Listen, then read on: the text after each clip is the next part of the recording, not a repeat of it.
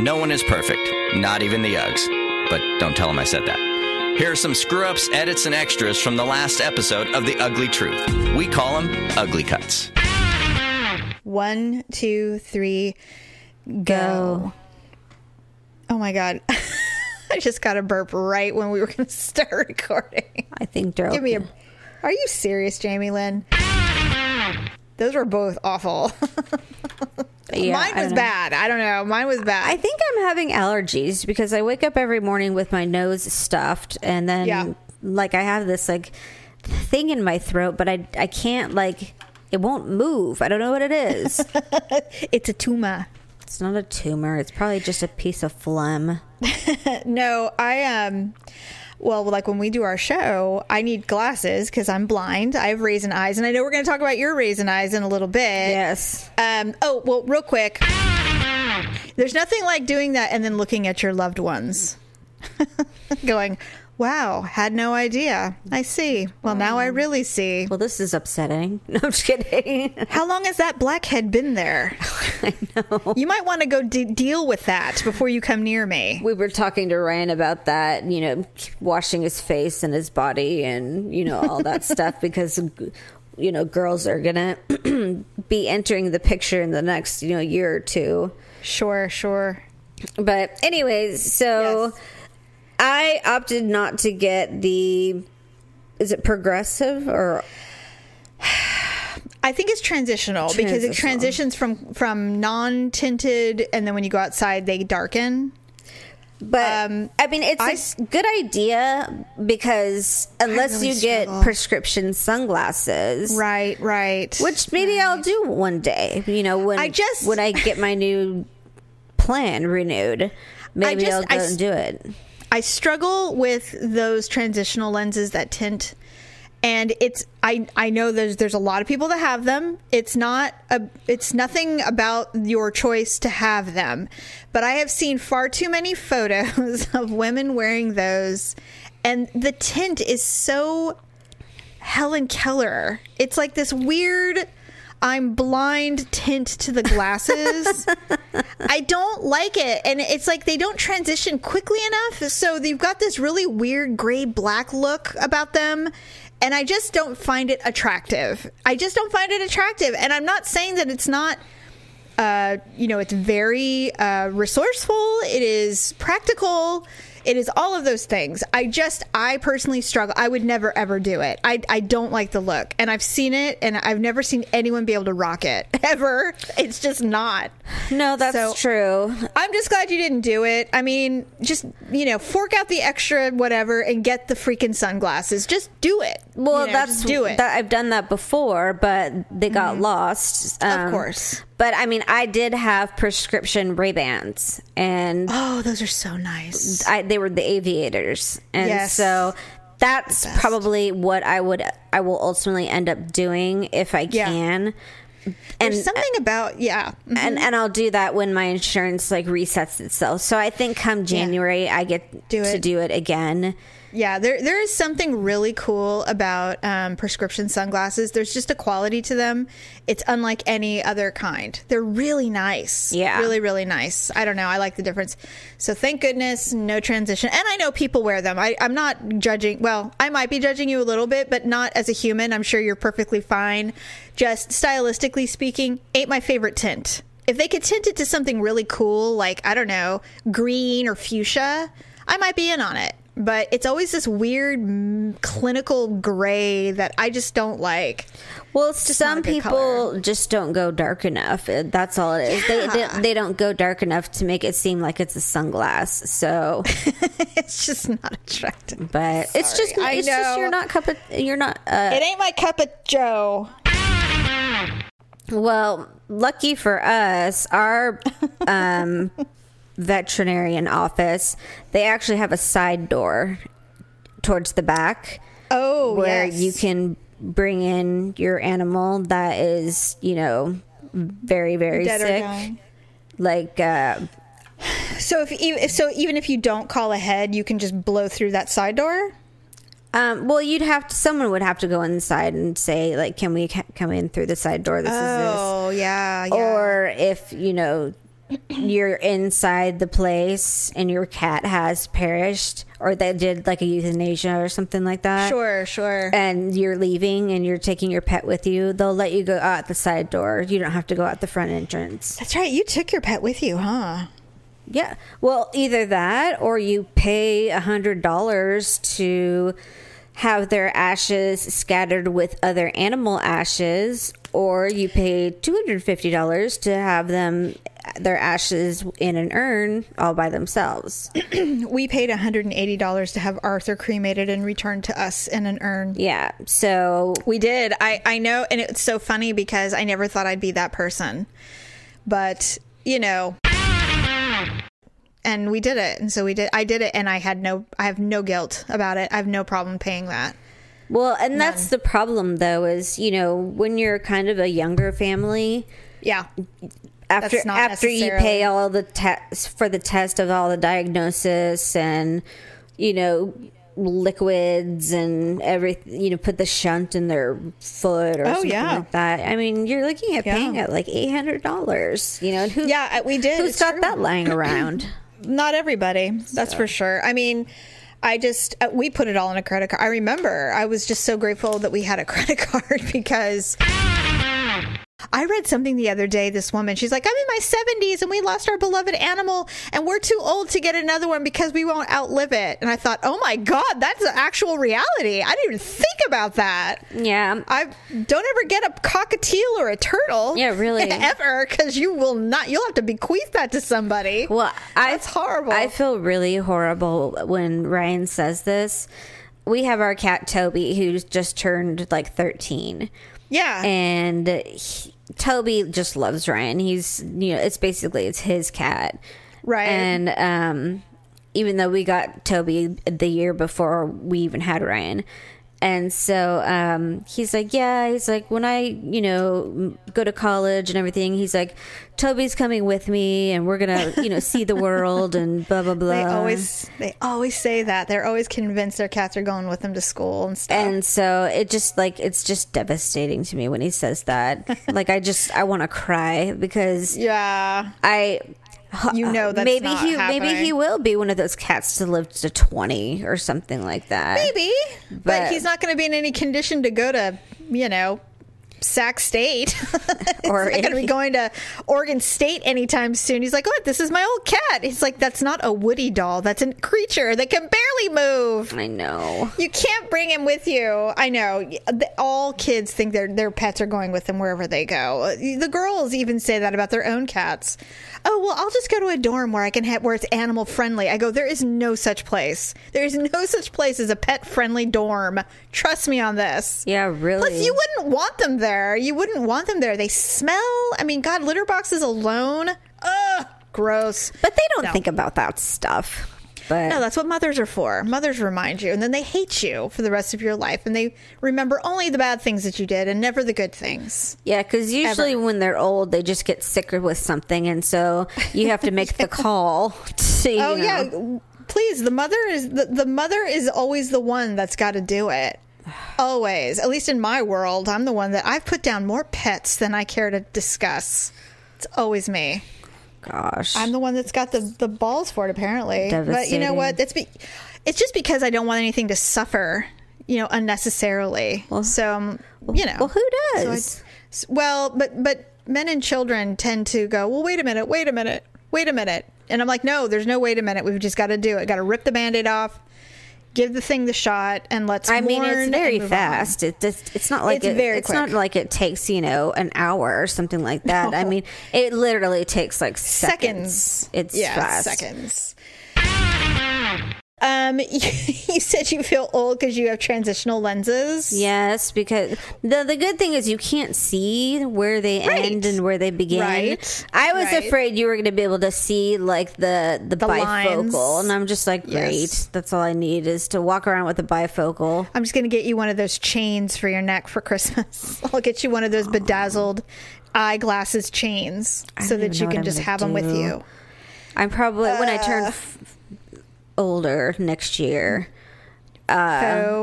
I should just have everyone decorate the house over the hill and then leave it at that. And just keep it that way. I'm gonna crochet you an Afghan that you can have on your chair, so that you can listen to all your books on tape because you won't be able to read. Yeah, or we can just go crazy and like go to Vegas.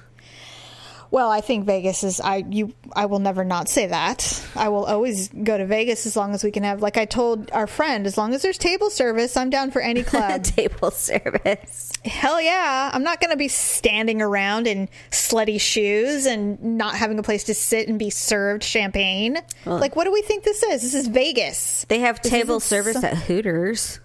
Okay, well, I don't know. I'm not doing that. I'm not doing it. I hate that. I don't do that. And I'm just, aside from the fact, and he came out today and he did this really heartfelt apology and he admitted it. And, basically his thing was, I asked before I did it, but that doesn't make it okay, And so he's taking full responsibility. I personally think he's going to survive it. I don't think his career is completely ruined forever. I think that it will take some time, but I think that if Pee Wee Herman can come back from it, I think Louis C.K. will be able to come back from it. Yeah. I mean, and that's not minimizing what he did or anything. You don't accept awards? I don't do anything to accept an award. You don't play pretend is what you're not like me, where I pretend that my life might one day become real glamorous. Well, I've been playing this draft game. Well, it's not really a game, but I've been doing this fantasy football draft thing. Yes, and I know. Are you winning anything? No, I haven't won anything. Are you losing a lot of money, or is it just so far, I've lost like $25. Well, I mean, it was funny when you told me that you were kind of becoming interested in the fantasy football draft gaming stuff online. Wasn't surprised because you do love gambling. And if and most people don't go to the casino every weekend. Yeah. So this is a great way to do that, especially because I know you and Victor, you guys have like a little budget of what you'll spend if you go to the casino. Yeah. So this is kind of what that is. So to me, it's cool. Plus, you get to kind of learn about football, which for me is great because I love football. Well, and Ryan, he's loves it. So yes, and he knows a lot more about football than I do. So that's great. What we didn't know the first couple times that we played is once you're entered, like it says two more people before it's your turn again. So you have to, if it's like a 6-person game or a 6-person raffle or whatever they're doing, everybody gets to pick a person, and then when you go back, you're like, okay, I wanted my running back to be this person. So you go in to look. Well, someone probably already took that person, so you have to have a backup. Oh, okay. And so that's the only frustrating part is that out of the 6 people that you have to pick, odds are you're only going to get probably 2 or 3 of them. Okay. And so I didn't like that, but that's how it is. So. Oh, well. So we've been watching a lot of football lately. Yeah, I noticed, which is cool. I think that's really cool. Does he have a favorite team? He likes the Raiders, and excellent. He likes the Patriots. Really? He likes the Patriots. He Interesting. does. Well, they're a good team. I mean, it is kind of a weird thing, but we live and die by the Raiders over here. So big Raider fans in this home. But anyway, all right. Well, God, we're totally running out of time already. What time is it? Well, we're hitting 45 minutes almost, and we haven't done our ugly and awkward moments of the week yet. We didn't even talk about UFC. I know. We can talk about that. Really quick. Because if we talk about it later, it's just going to be irrelevant. Well, it's already been a week, yeah. But it'll be interesting to see if TJ Dillashaw fights Mighty Mouse. I think Mighty Mouse is going to school him. Personally, I don't think he will beat Mighty Mouse. Is Mighty Mouse in the division just above them or below them? Below. Mighty Mouse is pound for pound is considered the best fighter in the world, pound for pound, and he's never been beaten ever. Oh, really? He was. How many times has he fought? He's defended his belt more than anybody else. I don't know all the stats on it, but because I want to say Cody was like 11-0. Cody was 11-0, but now that fight was so good. It was, and I mean, you must be relieved that the bell rang because TJ was going down on round 1. I was so afraid. I'm like, no! You knew it. We were watching it. I was like, oh my God. I'm like, oh wait, what happened? I'm like, oh, the round ended. And then of course he knocked out Cody. Cody, right? Yeah, Cody. Yeah, he did. He knocked out Cody, and I was like, that's almost unfair. But that's the way the UFC is. That's the way it goes. Yeah. And Cody's not going to get although it would be great for a rematch, he ain't going to get one. He's not going to get one. Well, first of all, Cody's not going to fight for a long time if he even decides to fight. Because he will. He's married. He's got a baby on the way. The baby. And yes. Well, so does TJ. TJ's wife is due like literally any day. Well, I mean, this was an important fight, but it was a really good fight, and all of them were really good. Thug Rose is my new favorite female fighter. I love her so bad. I hope she does well. She's so good, and her attitude's great. I loved her. You know what was funny about that fight was all the belt holders, the existing belt holders, they all lost their belts that night. I know. And then, I don't know about you, but I enjoyed GSP.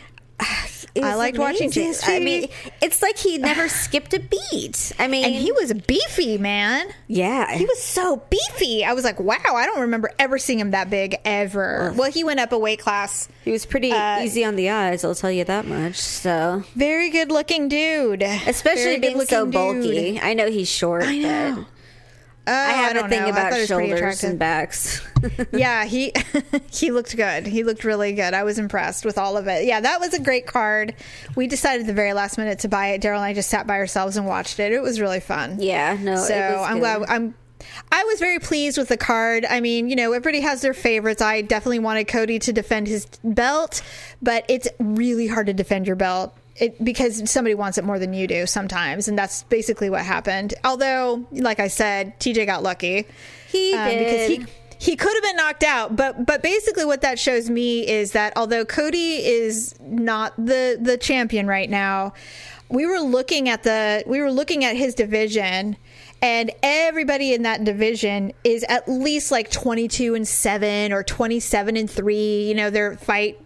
Cody is 11-1. He's barely fought. Like he hasn't had to prove himself much yet. No, his big fight was fighting Dominic Cruz, and that was a huge shock. Title fight. But when he fought him, I looked at his stats and I remember saying to myself, "This guy's a baby." I'm like, why is he getting a title fight already? Because he's that good. So he was that good. So it'll be interesting. That whole division will be really interesting and fun to watch. So yeah, it was a good fight. I'm really glad I watched it. It's always those ones when there's not this huge, ginormous headliner. Those end up being the real good ones sometimes. Well, this next fight that's supposed to be coming out, they've got nobody on the card. Oh, really? Is it a pay-per-view? It's supposed to be a pay-per-view, but I mean, it was supposed to have like Derek Cruz. Are they all falling off? They're all hurt. Yeah, that happens. I'm so glad that you and I have that in common, the UFC thing, because we both weren't sure about it, and now we're like all in. I know. We're all in on it. I just love it, and I love how volatile it is. Like you never know who's going to get lucky or who's just going to get the right skill versus skill and just dominate, and you're shocked. I love it. I really do. Well, and I like some of the men that fight. Ryan, and the women. Ryan had a friend over to watch the fight, so we all watched the fight starting at 5 and watched all the pre-shows, but all the prelims and all that stuff. That's cool. So this is taking down like a lot of important people, I guess. I should say, like or prominent names in the movie making, television making business, entertainment. Right. And so, yes, we're going to get all these people out, but how's it going to affect, that industry? And I don't know, man. The more that this continues to happen, or people are being, I guess, exposed. Right. or maybe they didn't do it, but people said they did, and all this kind of stuff. The more that these types of things get exposed, I really think that movies and things are going to start to suffer, I think. Oh, yeah, for sure. And I also think that there's acceptance in numbers. And so I also think that in a month or two, as these people keep coming out and everything, no one's going to care. Because I know we're going to be desensitized so quickly. Well, because it's an old story. No one's going to care anymore. Right now, it's a hot story, but is it really though? I mean, watch the news. Are people talking about it anymore, or are they? I think what's salacious is the names, the people, because it's so surprising. It's so unexpected. Right, like, oh my God. Like, for example, Anthony Edwards came out today saying that he was molested as a child actor. Now, that's a shocker to me because we love Anthony. I just watched Top Gun the other night, and then it came out today that he had been molested as a child. And then, of course, Corey Haim, Corey Feldman, and now all of that's coming out. And I think what it is that is so tantalizing to the average person, the average reader, is the names. Like, who's it going to be next? Because a lot of these people that are coming out and the names that are being exposed as people who did this are not surprising. A lot of people aren't super surprised. Right. I'm a little bit shocked about, the Louis C.K. thing, because I listen to so many comedian podcasts, I had heard about this for years. These are rumors that have been going around for years. So the fact that it's finally come out, it's been corroborated by other people that it happened, and then he admitted that it happened. I think that it's going to, die, and there won't be too much more discussion about it. Now, of course, there's discussion about how his behavior was supported and that they were protecting him and all that stuff. And I'm like, I don't really give a shit about all that stuff. I'm more curious as to why a person would even remotely do it. Like, why do men expose themselves to people on the street? Happens all the time. Right. Flashers, now a lot of them grab their dick and start jerking off. And I'm like, why would you do, what is that? That's not going to be a welcome behavior. No one's going to find that arousing or welcome. I don't get it. I just don't understand why men do that. Those men do that. I just don't get it. It's I don't know. I just want to, all it does is provoke violence in me. All I want to do is kick or punch someone really hard. Right.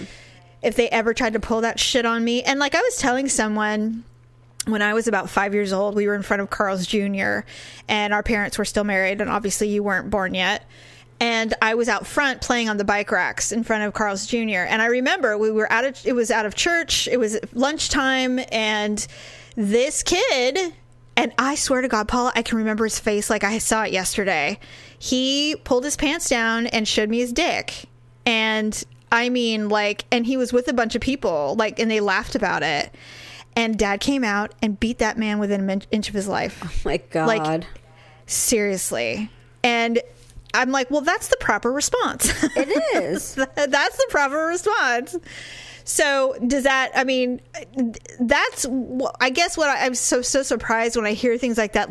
If someone did that to me, my response would be to pick up a lamp and hit him in the head. I don't understand. But then again, like I told you last week, everybody responds differently to traumatic scenes. Like you said, sometimes it's happening, you can't even believe what you're seeing. It's so shocking, you're paralyzed.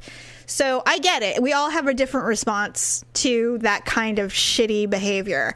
I just am so curious as to why this specific behavior is so prevalent in all of these things, all these stories that we're hearing. It's didn't your mother raise you better? Were you born in a freaking barn? What is up? Were you raised by wolves or monkeys? Who told you that you could get away with this? Well, I think it's crazy.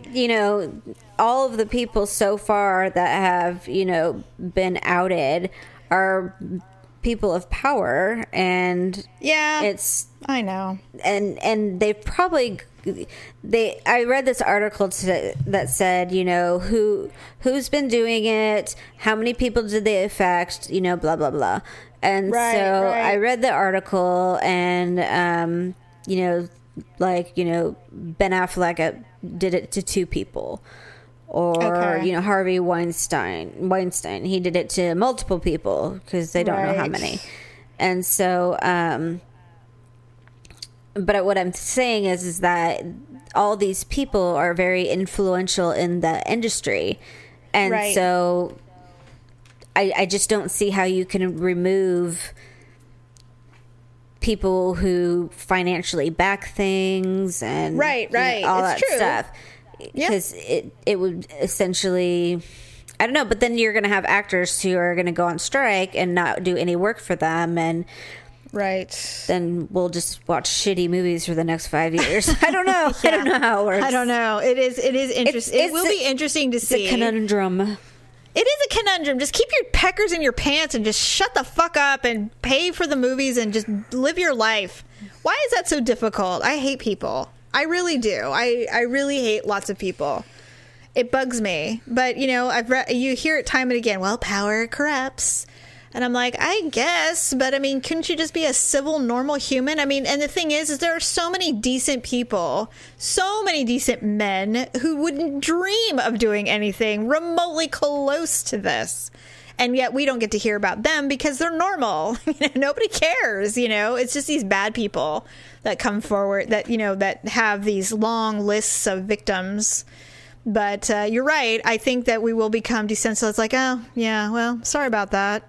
Too bad you were victimized, but we're kind of focusing on something else. Well, now. And even if you've watched a little bit of the snippets of the jokes that are the references to him from 5-10 years ago, and they're like, oh, Gwyneth, you've been nominated, that means you don't have to go on 5 dates with Harvey Weinstein or something like that. It was like almost a known thing. People knew that he was a total skis, and I know, it's so weird, but nobody ever did anything about it. Yeah, it's bullshit. Yeah. It really is bullshit. All right. Well, we're not bullshit. We're awesome. Yes, we are. But I think that's enough. Yeah. Did you want to go ahead and close? Thanks for checking out this week's Ugly Cuts. Join us for an all-new episode dropping every Sunday on your favorite podcast platform and, of course, uglytruth.com. That's UGLEE truth.com.